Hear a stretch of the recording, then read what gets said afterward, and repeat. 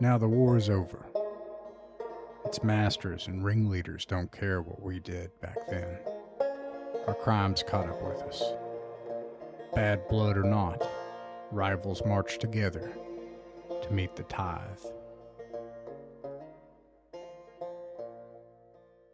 Everybody, welcome back to Nirvana Sector and the tithe. 1, 2, 3, 4, 5. I'm going to roll a D5.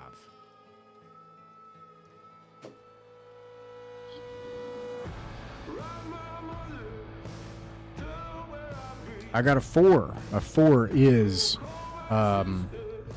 Echo, played by Alex. Echo, what happened last time? Wait. We went all over the place last time, if I'm recalling correctly. I'm a little bit foggy on this. Could I get a mulligan on this? Because we went all over the place last time. That's fine. I'm gonna give no, I can't. I'll give like a cash bonus to whoever can do the recap. Yeah, that's what I'll do. I'll think about it. I'll give something, like maybe a one-time use thing. 1 XP is so much in this game is the thing. That it is. What about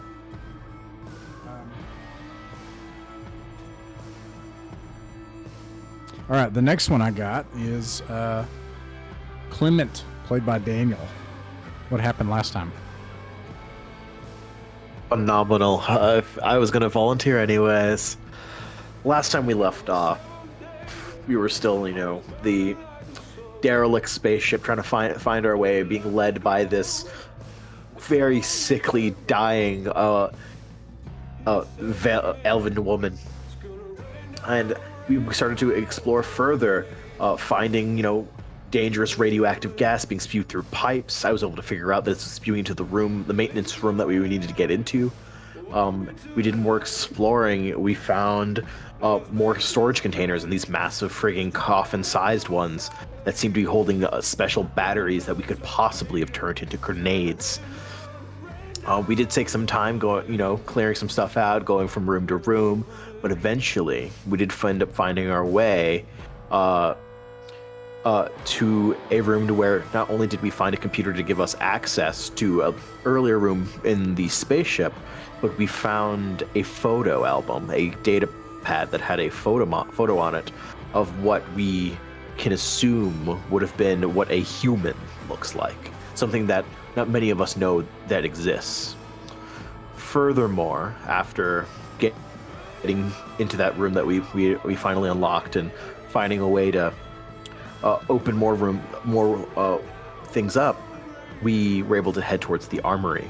In there, almost as if waiting for us, was this weapon-based kind of church and chapel. Each alcove either having a set of blaster energy pistols with a duster and hat, or some form of sword and armor. We each took what we could. Only specifically the humanoids amongst us were recognized as Homo sapiens. Anyone alien got nothing out of it.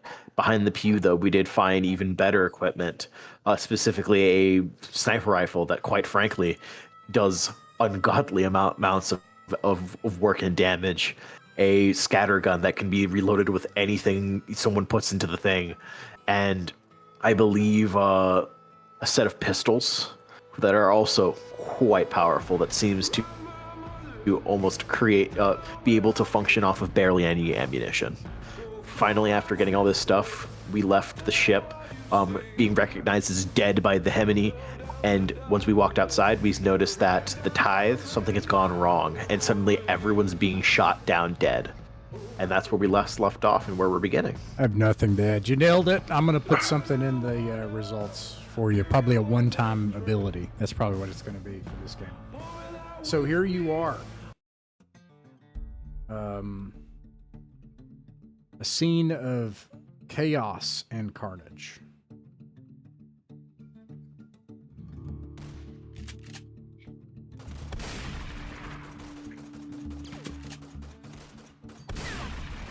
Okay. You exit the vent on the side door of this ancient battleship, and you're back in the the smoky, dusty wasteland far away from the city that you landed at. It looks like the order has been given just to mow down the tithe. There are already a pile of dead bodies. The guards on the walls have aimed their guns inward toward the battleship and are just trying to mow this down. Somebody has given them the order as if they are preventing a contamination. There are two massive heavy guns that slowly move on a turret. They take out whole groups of people at a time. There are a series of boulders to your right front. There is about a squad of soldiers. They do not notice you yet. What do you do?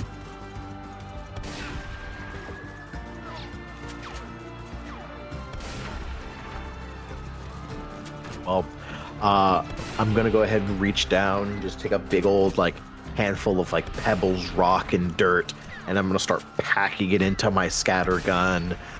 As I'll look to the rest of them. Well, boss, you're gonna tell us what the hell we're doing, because I think I have the solution right here. Marty, I'm dialing the scope, zeroing it in. Yep, I think I got a plan too. If you need it, boss, just tell us what we're doing here.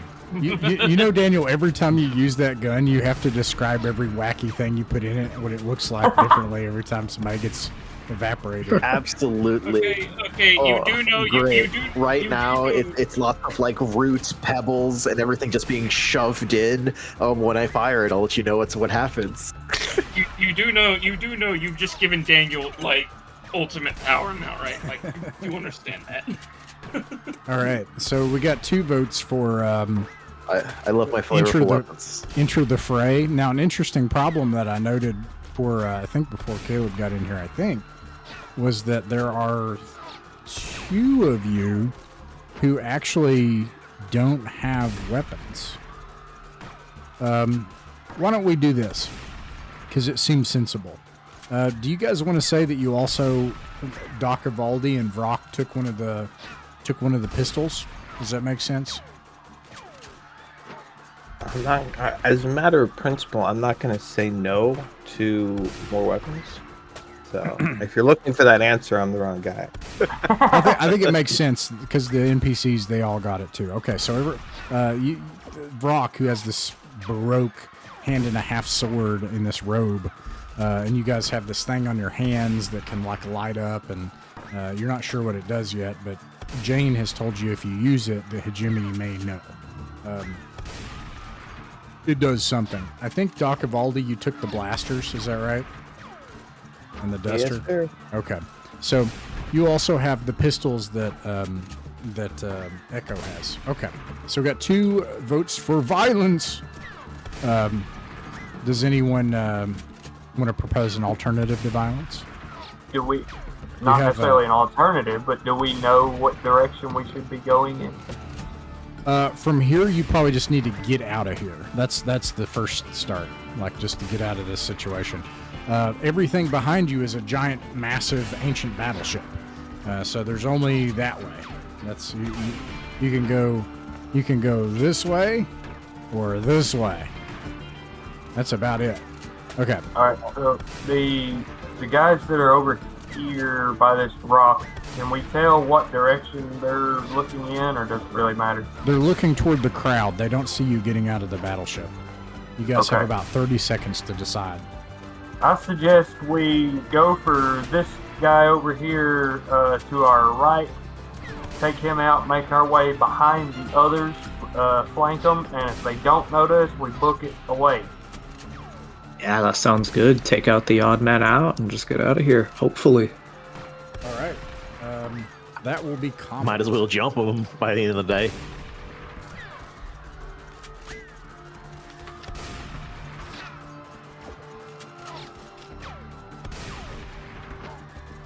Combat it is. That all begins with whether or not they'll actually notice you.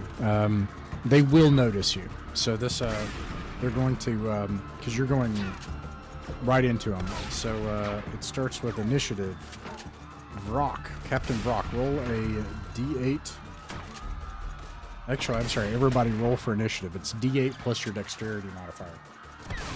I'm just gonna roll 1 for the guards.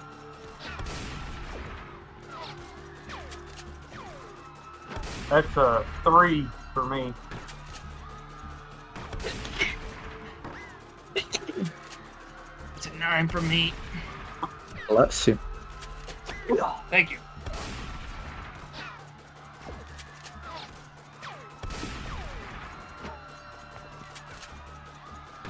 Okay, what did Evaldi and Echo get? I got a 4.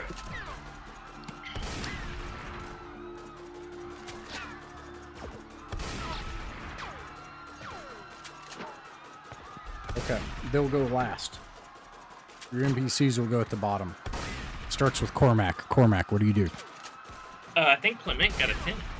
Oh, did I miss that? Clement. Oh, no, wait, that's a 1d20. Okay. All right. Cormac. Alright, so here's a question for the group before I do this. We want to take him out quietly, or is it loud enough they wouldn't hear a gunshot? They'll hear your gunshot. Okay. Hey, you're acting before him. If you want to try to do it quietly, definitely could. Yeah. I'm team quietude if the option presents itself. Yeah, I'll go in. I'll try to go in quietly. Okay, how? I sneak up to him, and I'm gonna melee him, hit him with the butt of my rifle, because I don't have a knife or a sword on me, actually.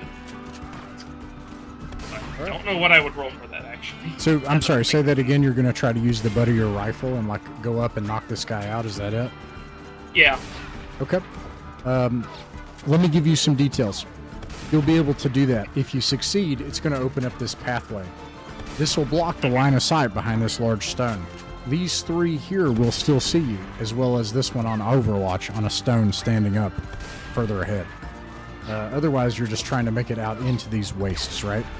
So, let's see. This is actually going to be one of the combat, like special combat actions that you can take. So let me bring those up. Combat actions. Club with a weapon. You can shift your grip on a readied rifle.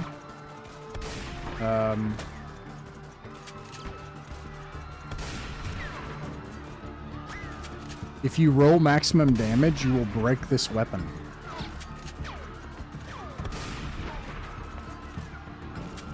It's still applicable for the special weapon I got, or no? Yeah.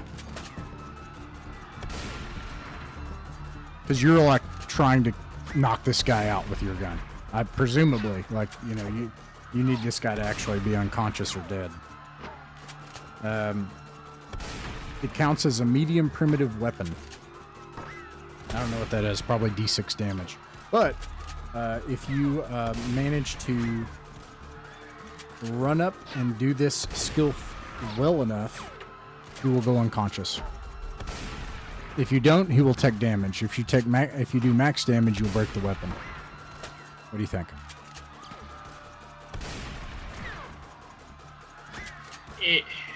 Well, I was gonna ask, is anyone else better at this than I would probably? Because I can pass my turn and give it to someone who, like, is next online. You can also You're the fastest, so the rest of us might not even get a chance. Screw it, I'll do it. You could use one of the pistols if you prefer. Wait, no, hold on. Yeah. There's nothing that says you can't club somebody with one of those pistols. I don't think it would activate it. From the notes I have, clubbing up a weapon says rifle size is equal to a medium primitive with no shock value. Oh, that's right. And pistol size is a small primitive with no shock. All right. Here we go. Yeah, you want to take the risk and do it? Yeah, sure. Okay. Let's make this a punch check. Punch check. This is to see if you can just knock this dude right unconscious. And that would just be what a 1d20 plus strength, I believe. 2d6 plus your punch punch. plus strength. Yeah. If you get a 10, you're gonna so knock basically him you're rolling unconscious. punch, Jesse.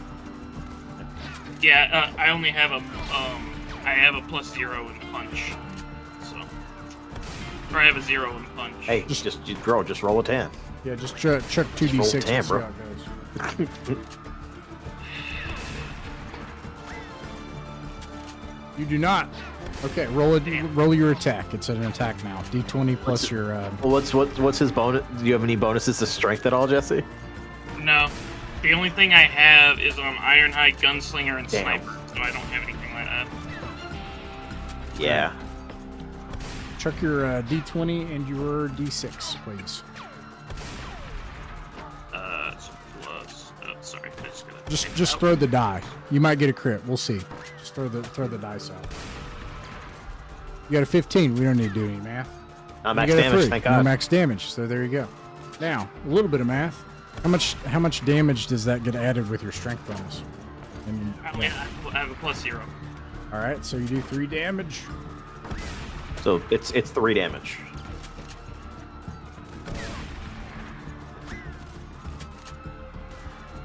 You club this guy and he reels around his helmet flies off and blood flies out of his nose and he says, "Lord damn it! God, who was that?" And they turn around and all these people turn around and see you all like just coming out of this battleship like with a bunch of guns and stuff, and they're just like that, you know, and they all raise their weapons and they try to fire. Okay, so that brings us to Clement. It's me. Yeah. I imagine like the guy who just got hit in the head is still a little surprised. He hasn't been. I imagine he's not really pulling up his gun yet. Within that first couple seconds, I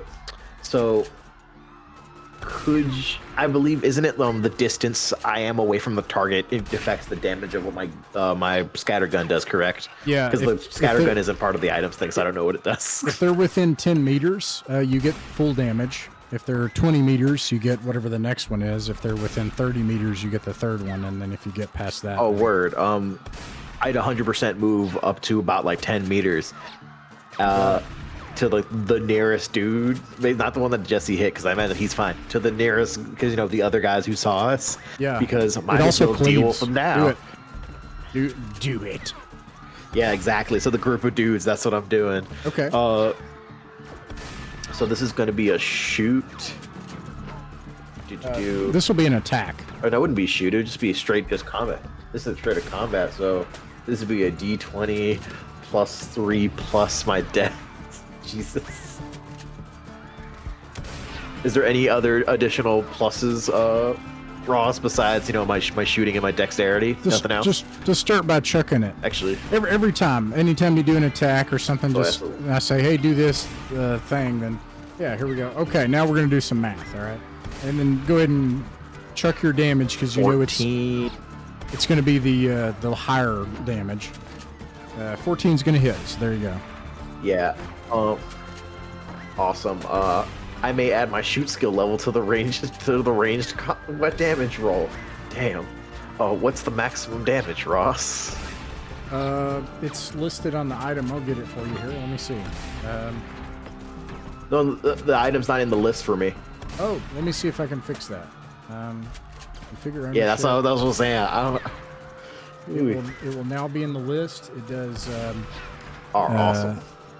Hard to break. I see. +1 to hit and damage 43 at close, and it cleaves.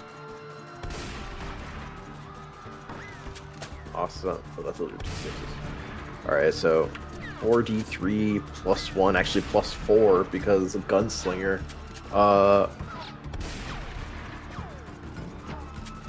You hate to see that. You hate to see it. Okay, that kills one guy. That's still 10 damage though. Pick the one you want dead, and then tell me how he dies to a bunch of sand and gravel and stuff.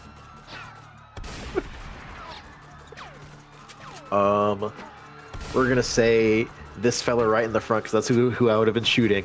As I freaking fire this scatter gun, and it's just lots of like pebble shrapnel, like the sand is going so fast it's turning into glass shrapnel, and like that one twig that I used to basically musket, like bang the stuff in there. Some of it got in there, so there's splinter shrapnel. It's just a bunch of shrapnel just immediately into his body. Okay, this stuff, like, you can see chunks of, like, stone and gravel and things that are stuck in his arms, and he goes flying backwards off the stone. It is now Echo's turn. Okay. What do you want to do? Well, we still have. I think Echo's still carrying around some of the scrap we got inside in case we got into a scuffle. So I'm gonna charge at the same guard who was being pistol whipped, and I'm gonna get to town on him, but with the chunk of scrap that we grabbed way earlier in the ship. Interesting. You're going to use... all right, that will count as a primitive weapon. I'm not going to look it up. I don't know what it is. I'm going to say it does D6. So you can roll to hit. Okay. Do I have to roll? I think this has to be done with strength. No dex bonus to smacking somebody. Just chuck the D20. You might crit. We'll see. Technically, True. I know and right. to be fair, melee attacks are stabs, so you do get your stab, whatever your stab bonus is. Yes. Which Yeah. is unfortunately a 0. You would add your strength and okay, so I think that will miss. He wheels around and then Echo's just on him like, ugh, and then he like dodges and then Echo's like, ugh, and then like he like dodges in the dirt and he's like, oh hell, what is going on?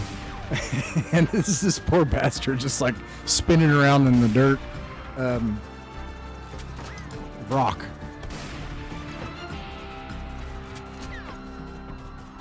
Okay. So the one that Echo just went after, let's see. You said, kind of retconned a little bit to give me one of those pistols. Is that one of the magic pistols that activates the heroic stuff, or is it just regular? Yeah, no, Okay. it's just it ignores armor and it doesn't run out of ammo easily, and it does +1 to hit. Is it? Let me look real quick. It does plus. It's 1 the to hit, +2 Absolution damage. Arms Heavy Blaster. Yep, +1 to hit, and then it does D8 +2 damage. Okay. So I'll use it on, I'll take a shot at the guard that Echo was attacking. Okay. Attack rolls D20. 6 plus, sorry, +1 is 7. My shoot is 0. And What did you roll? Just what did you roll in the D20? 6. 6. You missed. Alright. All right. What about the? Yeah. Okay. Let's see. Next is. I'll go ahead and move up closer to him anyway, if I can still use my movement. Right on. Ivaldi. What do you do? I'm gonna go in whatever direction we're heading to leave. I'm gonna Very well. walk. And then I suppose I'm gonna shoot somebody. Does shooting add dexterity modifier as well as You'll add shoot your scope? dex and your shoot. Gotcha. So if I press this button and the guy who we haven't been beating the crap out of but is the closest to us, right? Yeah. Near the rock. I want to target that guy. Okay. Press this button. Press This that. guy right here. And I got not much. Okay. Yeah, I think that misses. I think I'm Alright. Gustav for some reason. Oh yeah, you or I or It's somebody. had funky like stuff that. selected. Yeah. Okay. All right. Let's see. I think we are on to our help. Captain Jane is going to take her weapon out. The others will too, and you see them just like, except for Gustav. Gustav leaps up onto the rock, and he's just going to start punching people. We'll get to Gustav in a second. The other three are going to attack with their pistols. 1, 2, and crit. Somebody help me out and tell me what a crit does real quick. I'm sorry, I've been playing a lot of games lately. You're good. You're good. Shit. Let me look for it. Double damage. No, I don't know. I really don't know. I believe it's max That might be It's the case. never Actually, happened I think before pretty sure in that's this, the so. If it doesn't, then if you guys want to house roll that, I'm down for double damage right away. Or max, because I think that'd be cool. But yeah, get back with me on that. I don't think it's going to matter because I think that... Oh, it will matter. This is not Gustav, by the way. They shoot 3 more people,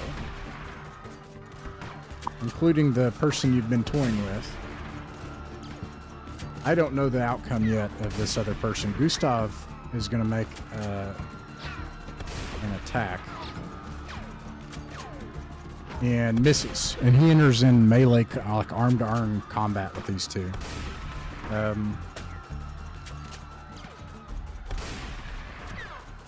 I think we're at the top of the round. Let me know about the critical when you can. I'm looking. A few things that are going on here. This guy goes prone, and for his movement action, and then he is going to aim at Gustav. This guy, let's see here. One of these guys is going to yell, "Hey!" and get the attention of the people up on the wall, including the 2 heavy cannons. That works, and the 2 heavy cannons start to swivel toward your direction. I'm going to roll to see if this guy hits Gustav. He does. No. Tell me about the crit when you can. These 2 are also... It looks like crits don't really, like, not that they don't exist, is there's no extra zhuzh to crits. All right, here's what I want to do, and then you guys tell me.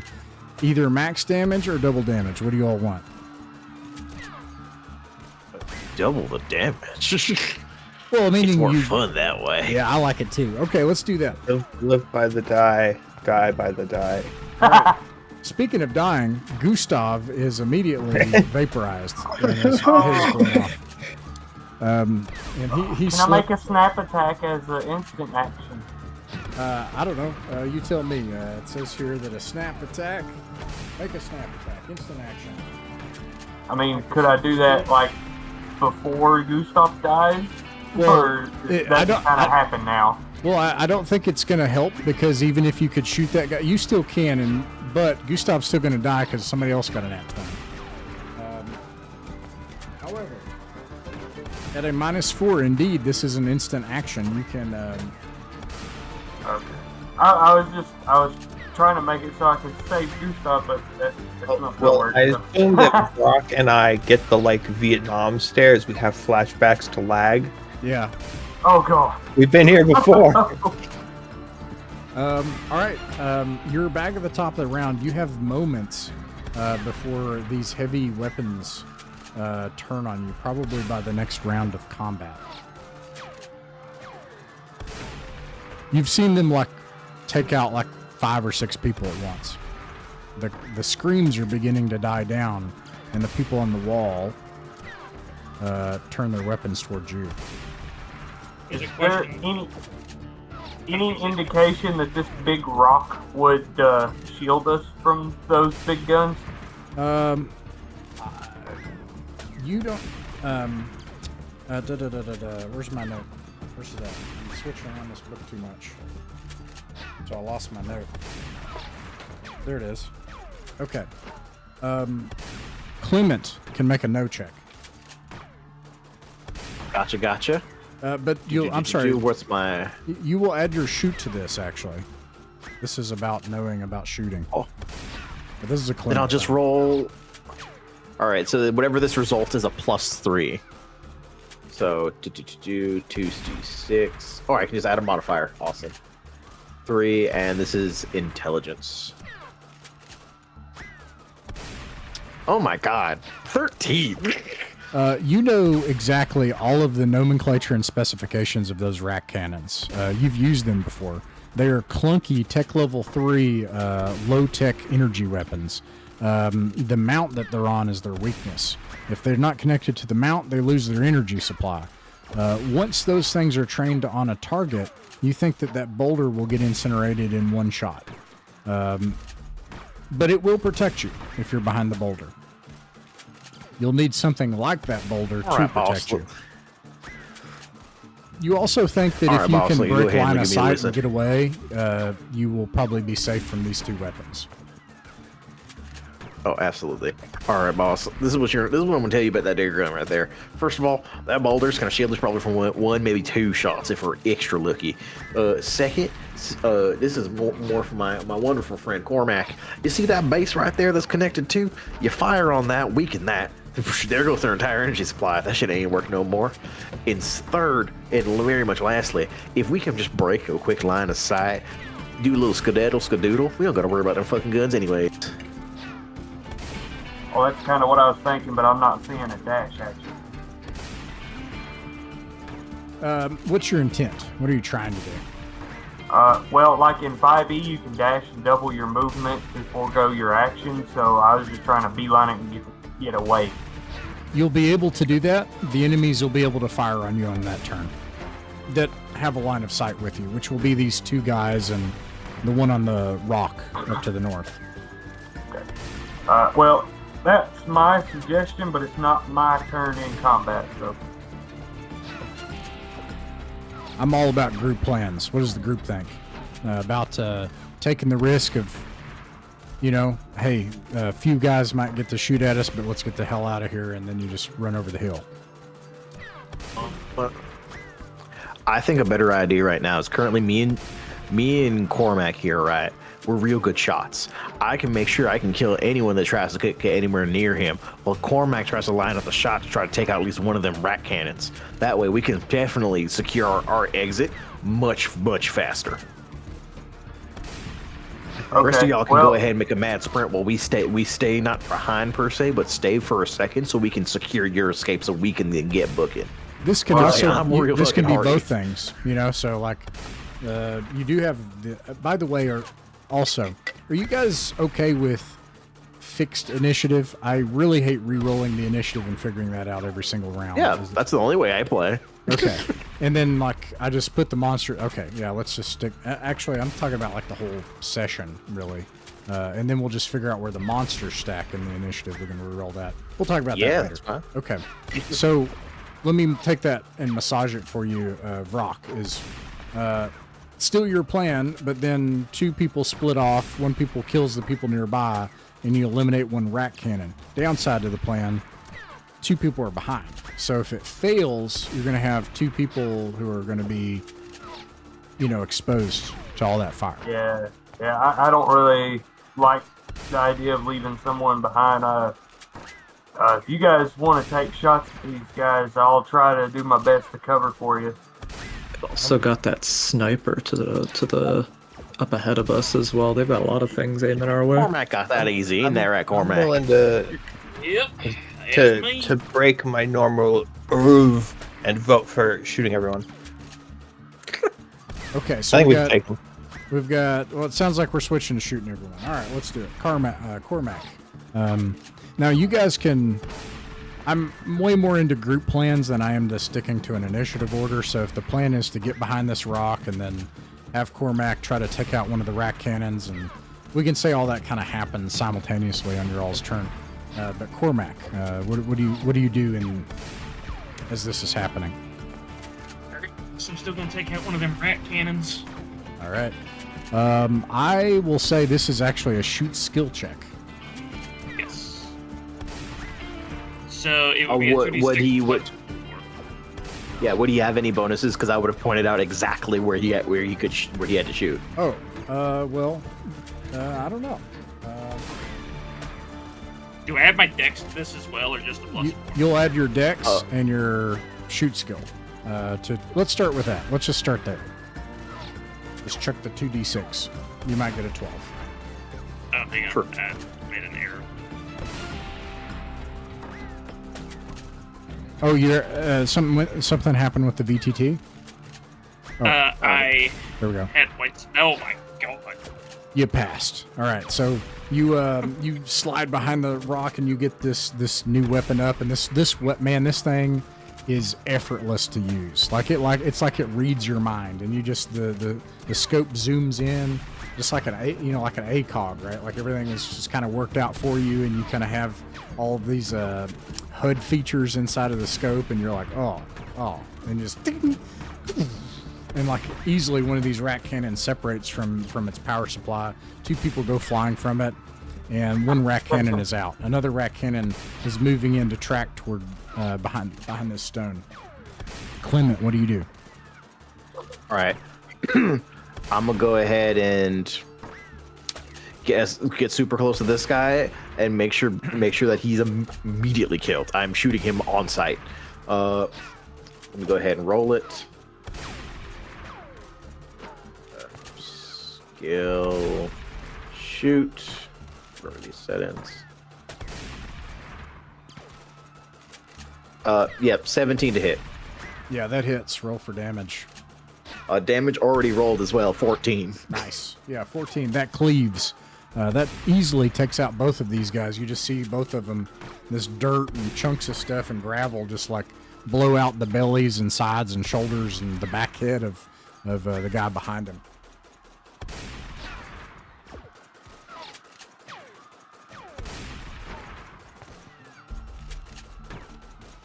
Okay. Well, that solved those problems. Echo. Echo's gonna get behind the rock and he's gonna take pot shots at the guy who's prone over there. Probably because he's probably gonna start shooting at us. I think you might have a penalty. Let me look.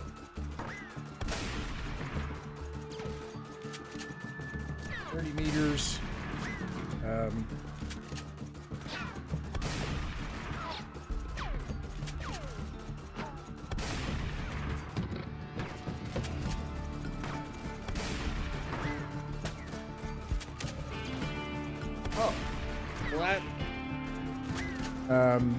It looks like high-tech pistols in this world, a normal range for it is 100 meters.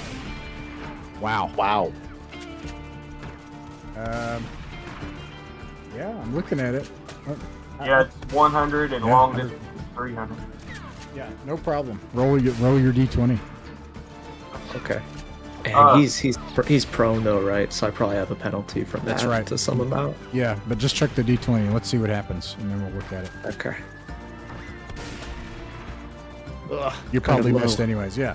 It's a -2, by the way, for shooting at a distant prone foe. Rock. Yeah, I guess I'll move up and take a shot at the sniper guy. Go for it. Right, so attack roll 19, That hits. Roll for damage. 2 on the D8 plus whatever plus damage is. You said it's +1 or +2? It's a +2 damage, so that's 5. So it'll be 4. Oh, okay, 5. 4. Yeah. Okay. And this is not enough to kill him, but and he screams and rolls over, and you can see him slide off the rock, and he's reaching for his weapon as he's holding this belly wound. Let's see, Ivaldi. All right, you said there's another rat cannon involved in the picture? Yes. I want to shoot it. Is that just a D20? Yeah, make a 2d6 actually. All It's right. gonna be a shoot skill check. Okay, and I add my dex to that as well. Yep. And yep. Boop, boop, boop. Roll. Figuring out how this interface works. That's a big number. 13 peak. Nice. You see this old Doc, like he's just got this look on it in his eyes because you can't see from his suit that he's wearing, and then he just like takes out the pistol, and then just like you just see like nothing seems to happen, but all of a sudden you see the crew like trying to like mess with the rat cannon, and they can't seem to get it to move or fire or to do anything, and he disables the rat cannon. In the industry, we call that surgical precision. And I'll run behind the rock too. Are we doing cheesy one-liners? Because I got plenty of them. I never stop. We're doing cheesy one-liners, yes. There's no XP bonus, but Was there only the 2 rat cannons, or was there one on the ship too? I think There we was got just both the of two. them. Yeah, there were just this two. ship is its own thing. It's not related to these people. Yeah, the ship doesn't care about us. It just lives here for now.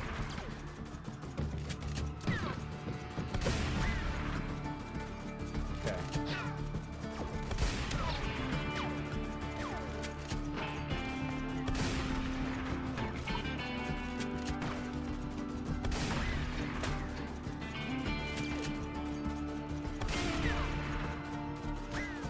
you see Abigail. She the big hulking like orc woman, like, and she's wearing that robe. She's got this big sword. She like slides behind the rock and hunkers down, and then but Jane. Get rid of Gustav. He's done for. Jane picks up Gustav's. Wait, no, Gustav didn't pick anything up actually. He did not. Yeah, Jane. She takes out her pistol, takes out somebody nearby, and then you see Nart take out a pistol and just start shooting at that rock, and then finally like hits the guy in the head, and like he slumps over dead. And then meanwhile, all of these on the wall, you just see a torrent of fire, like just like in tracers and rounds and stuff, and dirt starting to get kicked up as everybody left starts shooting at you all. But everyone near you is now dead. What do you do? Wait for a gap in the gunfire and book it. You can do that. That seems like the best idea. You do that. Yep.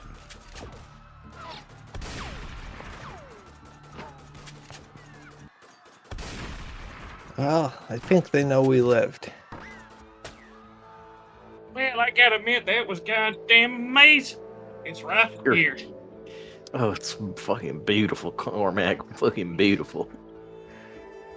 Now you say that Evaldi, and Jane says, "No, and she seems to vomit or like puke up a bunch of blood.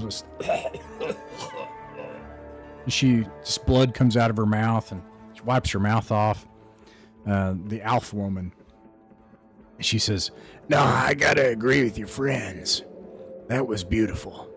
That was exactly what we needed. All that chaos, they're not gonna know one thing from another. All we gotta do is get to your ship. We'll be scot-free. This is gonna work great." And she points out in the distance in the on this planet. By the way, this planet, just as a reminder, it's a moon of a gas giant. This is the planet a moon of Kharvox, and you can see nearby is this vibrant pink and purple nebula that's easy viewing distance from this solar system.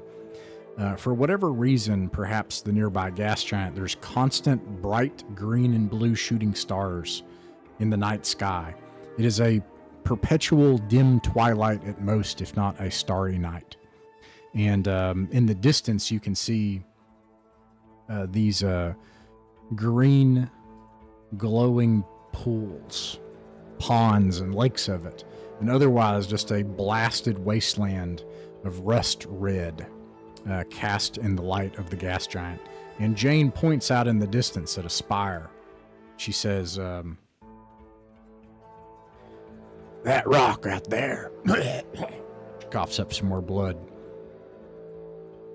"We lose sight of it. All we gotta do is keep the nebula off to our left. This time of the rotation. Past that spire is a ridgeline with craters, though. We get beyond that ridgeline to the right of that spire. Zarahima. Trax Incorporated Company town. That's where the Steel Legacy is. It's miles and miles away. Like if you've ever been in the deserts of like in Colorado or East Washington State, and you can see 50 miles out in the distance, like the mountain ranges or something, you know? You know, as I look to, Brock, boss, I think somebody's got to at least give Jane a turn with the respirators. She's been sitting here the longest. She's been a real good help. I think it'd be right proper, at least somebody to share. I mean, if that's what she needs, it's up to whoever's got one. You notice I didn't know that's what she was needing. she hasn't mentioned it, right? And then when you say that, she gets angry. She says, "Get that out of my law damn face. I don't need it." She coughs up some more blood. What's can I tell what's going on with her? Is she just respirating, or is there a wound we don't see? Oh, make a heal check. Make a heal check. All right, is that with intelligence? Yeah, intelligence Yes. plus heal 2d6. All right. Boop, boop, boop, boop. All right, that's a 13. Should say that. She's on death's bed. If she doesn't get tech level 4 medical center treatment, she's not gonna make it. What's killing her? It looks like tension pneumothorax, a collapsed lung. Oh, of course. And also it looks like she has along with that, the remaining lung is struggling to respirate. She's not able to produce oxygen, and All right. Is that just from not being able to breathe, or did something happen to her? it's exposure to this atmosphere. But because you're a doctor and you've got the seal check, yeah, something has happened to her too. This is an ALF who hasn't been breathing clean air for a long time. She's got lung cancer. Like, there is something, there is necrotic tissue in her surviving lung, and that's why she's like coughing. A Lazarus patch wouldn't work on this. No, you could probably give her medical care that will keep her going for a while and keep her from just croaking. Yeah. All right. Would that require a Lazarus patch or med kit? So I got both. I'm going to say it'll require a med kit, and it automatically happens, and she will take that care, but she'll say, we got to get going for now. We got to get away from that site. Maybe when we bed down for the night. And does that consume the med kit? Yeah, I'll say it does. Gotcha. However, it will keep her going very well for a while. She would do a lot better if she had a respirator or a rebreather, and it is it doesn't make sense that she's refusing it.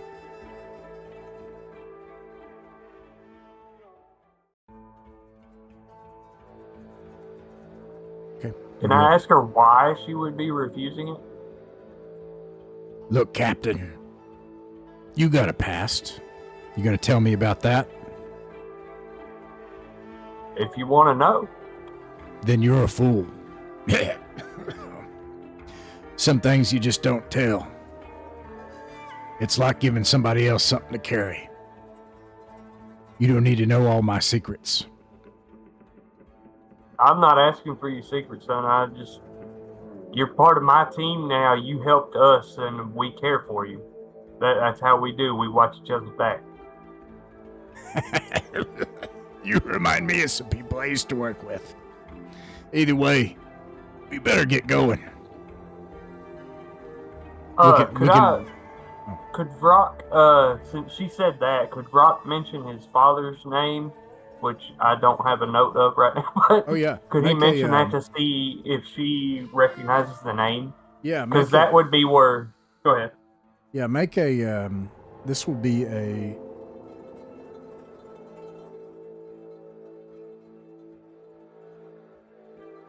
I feel like this would be a connect check, and you're going to get some things out of that if it works.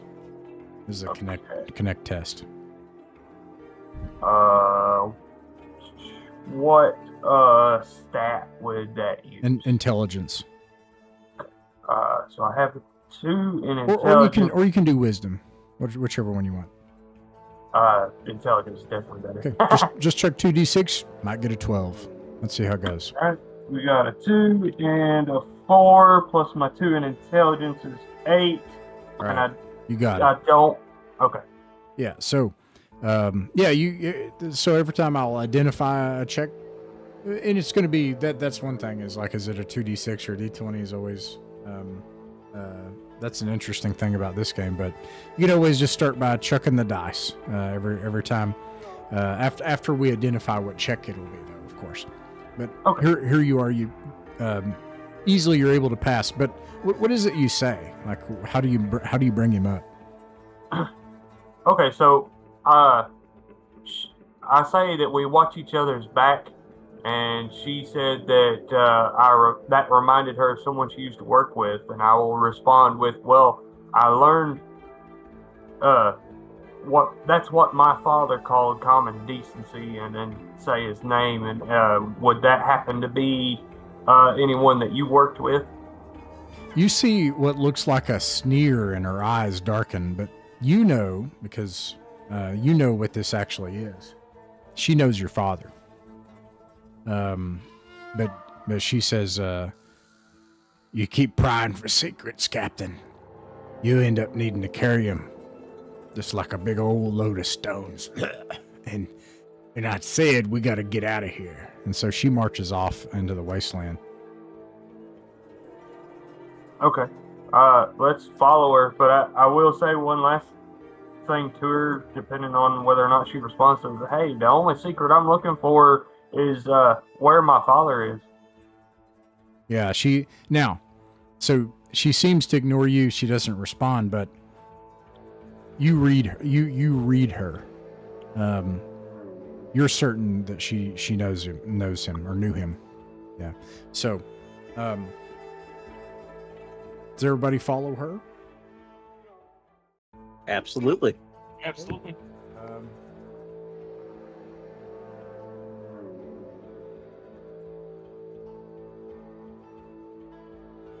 Nonetheless, player choice.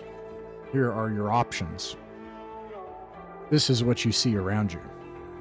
First, you see a open waste basin.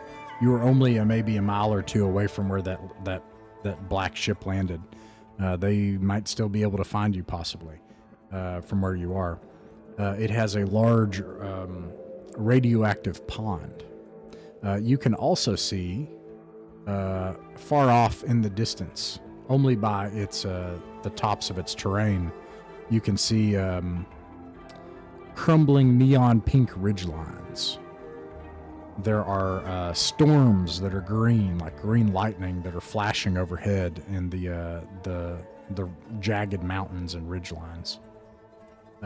You can see from where you are, there appears to be a couple of passes that stay into the low valley, right here and right here. That is what you can see from where you are. Where do you go? Okay, well, first off, is Jane moving at a pace to where we have to kind of chase to keep up, or is it more of a moderate pace where we're all moving together? Yeah, you can move together if you want. Yeah, it's like a power walk. Which direction does it seem like she wants to go? Is she still like have a particular direction in mind? It seems? Well, you can see the spire way off in the distance, right? So you're headed that way, but when we're talking about dead reckoning toward an object that's 50 miles away, you got a 60-degree fan. I mean, you got, yeah. I mean, like even way. just like ahead of us, though. Like, because part of this I was wondering is like, does it seem like she knows? No, she does terrain not. At all? And she'll tell you that. Okay. She'll be like, I don't know what's out here. There's nothing to come out here. Except, hey, gun guys, which route looks like it would give us best cover in case of a scuffle? Well, let's go ahead and have us a look here, Cormac. Yep. make a survival test. Interestingly enough, I took points into survival.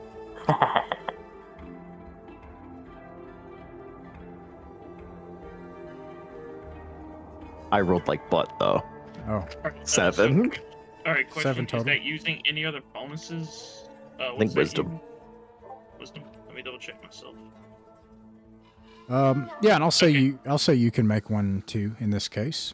This is sort of abstract over a period of time, so nice. Yeah, so I got a 12. Holy crap. Cormac, and this is what happens is as to the matter of like practical survival, you don't know. This world, this moon, you don't know. You don't know anything about its xenoflora or fauna or xenobiology or anything that could exist here, if any. You know that there's radiation here, and it's exposed to the gas giant. and the atmosphere is really thin. It's probably like 12,000 feet Earth mean sea level altitude here, you know.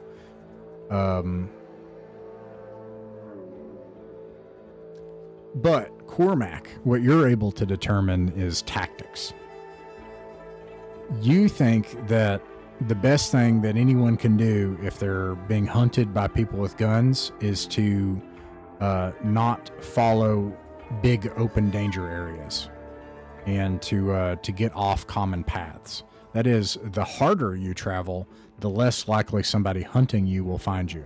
Now, that's true of people hunting you, but consider this. Ron Calpin already has a lead on getting to the ship, too. So you have both problems. You might have somebody hunting. You don't know. Maybe they just don't. Like, maybe they're not even, you know. And then alternately, you've got the ship you may not make it to the ship if you're not fast enough. So, boss, here's the thing. Back whenever I was in the army, I was always taught that you always make it hard for your enemy to track you. So if you really want to know what we can do here, we can take the harder route here, and that'll give us a lot more cover and a lot more, shall we say, leeway in order to make ourselves undetected. The only issue with that is we have this other fella going to this ship, and we might not make it quick enough, but that might mean we have to head across a few things that might be a little more open, in a way, could expose us. Now, unfortunately, I don't know if they're going to hunt us or not, but that would be more or less up to you, whatever you want to risk. But that's the information I can provide to you currently at this moment. Okay. Well, considering, for one, our ship is a definite known way off of this, forsaken rock, and the fact that Ron Calpin has some wrongs that he needs to answer for, I suggest that we take the most direct route. And to add to that point, I have full confidence in my team. In our team, that we can handle anybody that tries to pick a fight. But So, hey, boss, you must love us or something. But I will. I mean, like I said before, I'm not a dictator. I want to take everybody's input into account.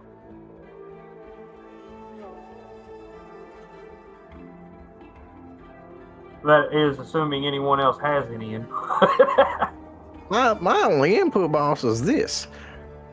We need to get off this planet so we can get paid, so I can send that money to my 8 sons and my wife. So as faster that gets done, the faster I'm having a good time.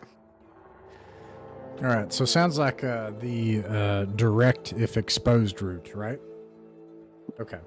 Well, That's what it sounds like.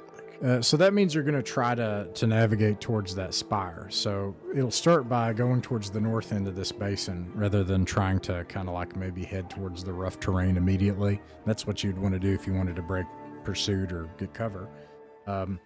As you're walking across the dusty basin, these green mists sometimes wafting overhead from the nearby ponds, you see a gallows, a simple wooden gallows, except that it has one odd feature. You know how gallows will have multiple things where it just dangles? Maybe you might have one, or you might have maybe 4 or 5 where it can hang, 5 people. That kind of thing. This one has, it's some sort of contraption where it leads multiple ones to a single point where there's multiple ropes that hangs one thing. And the gallows is rotten. It has not been used in a long time. You see that off by itself. You also, let's see here. There is a copse of bright neon, what looks like trees in the distance. As you get closer, they are bright neon mushrooms, but they're the size of trees. It's like a copse of mushroom trees. And that is on the northeast side of this pond, this bright green pond. I think, let's see here. You are able to travel, if you want, about 20 kilometers in a day. So if you wanted to, you could make it to this pass. Or if you wanted to move slower, you could go up into the harsher terrain. Obviously, if you want to move faster, you'll have to go into this pass. If you go into this harder terrain, you'll make it on the near side of it by the end of the day.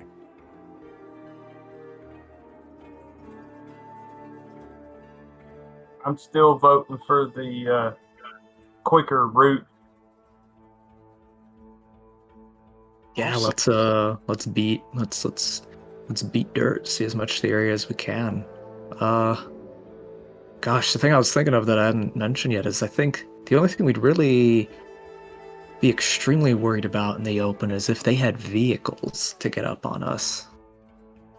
Imagine if they had vehicles and we were out in the open, that'd put us at a really big disadvantage. I'm sure we'd see the smoke getting kicked up. Also, That's true, why the ranges? We'd fucking hear them.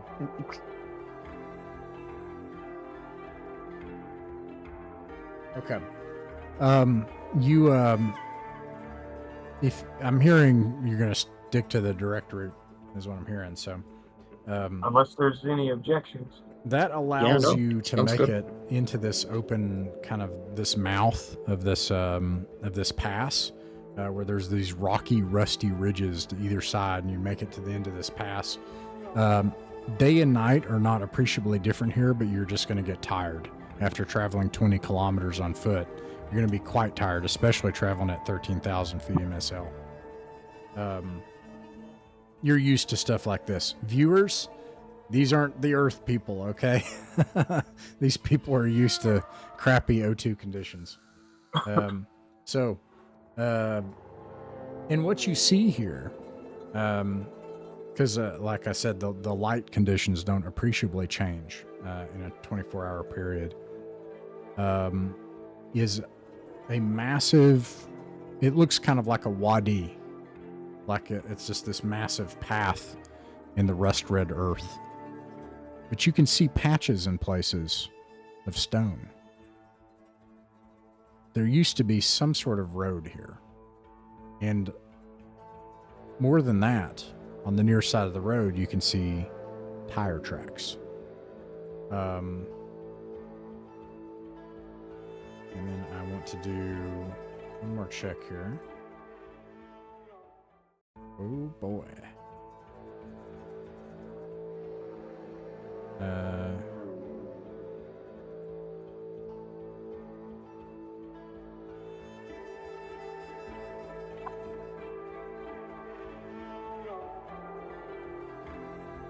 Sorry, I gave myself a bunch of checks for this to do.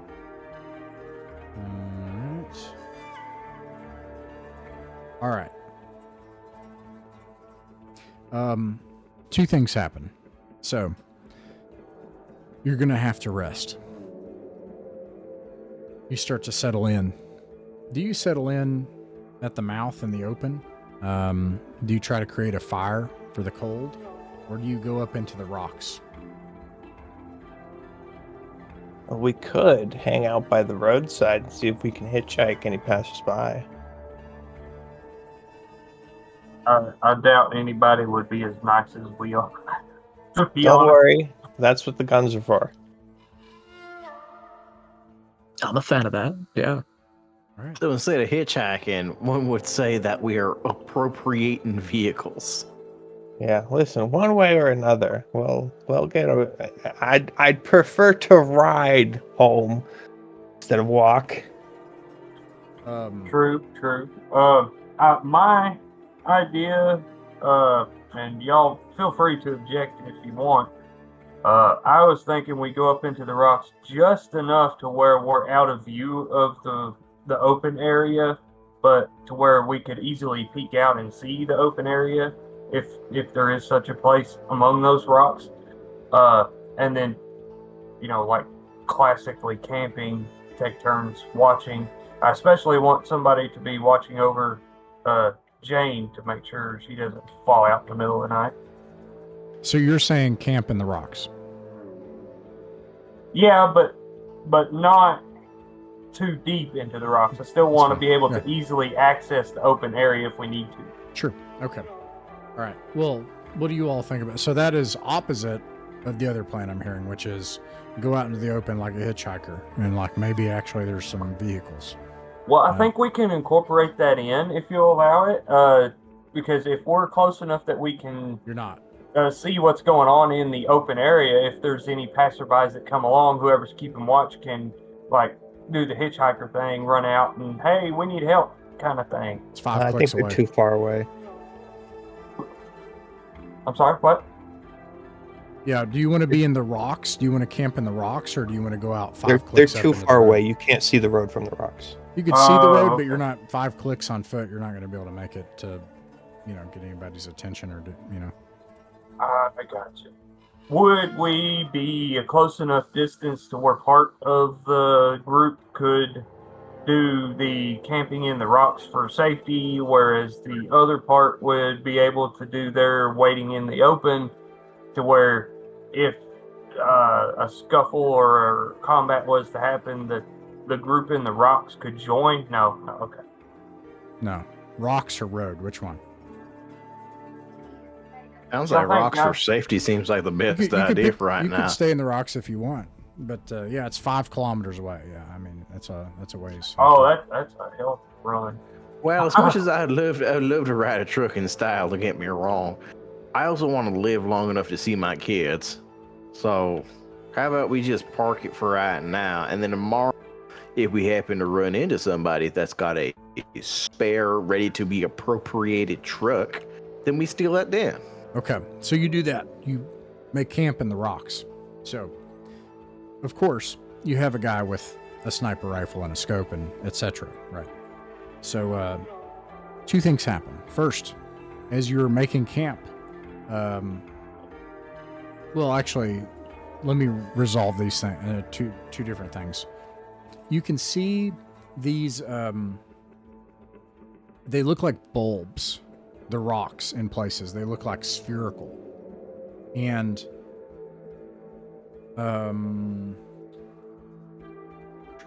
They turn into roly-polies, I'm going to be unhappy. Echo make a notice check. Ooh, okay. While you do that, what you were talking about happens. So, Gosh dang nabbit. Cormac, I assume Cormac is like, if something were to happen, you'd be like, hey, Cormac, look at that. Because I don't think anybody has binoculars, right? So, Well, the scope. right. So I'm saying, like, if something were to happen, you'd tell Cormac to look at it, right? Because he's got the scope probably. Or five Yeah, clicks out. absolutely. So, there's a bunch of dust on the road as you're trying to rest. So you wake Cormac up. Cormac, if you look through it, you see this.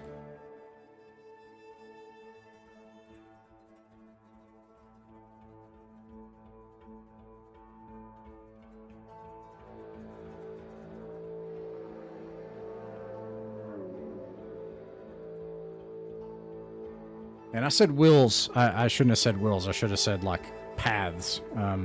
There are about a dozen orcs on hoverbikes roaring down this path in what is your biological night currently. And they don't see you.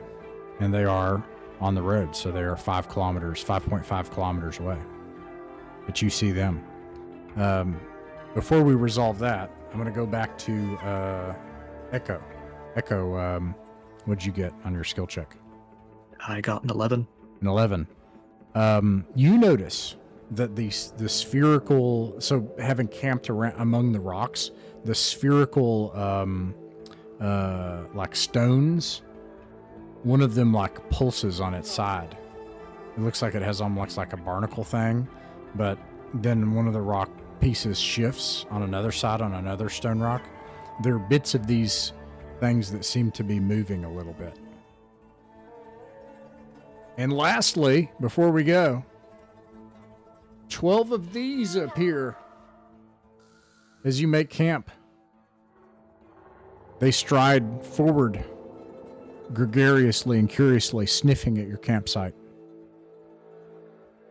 Okay, They what do you... seem aggressive. Not so far.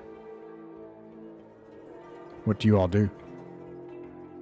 Valdi, befriend them and we'll have mounts. It's not quite as cool as hanging out with orc bikers, but it's not a bad plan. I approve. All right, Echo, your time's now. Why is every person's instinct just like, I want to pet it before I have to kill it? So it's a weird crab goat thing, Jesse. You don't want to pet the weird crab goat thing? I mean, I've they been to a didn't few seem now. hostile, so why not? If it was dangerous, it would have more legs. I think we have a comfortable amount of leg situation going on with this guy. And with that ends our adventure for the night.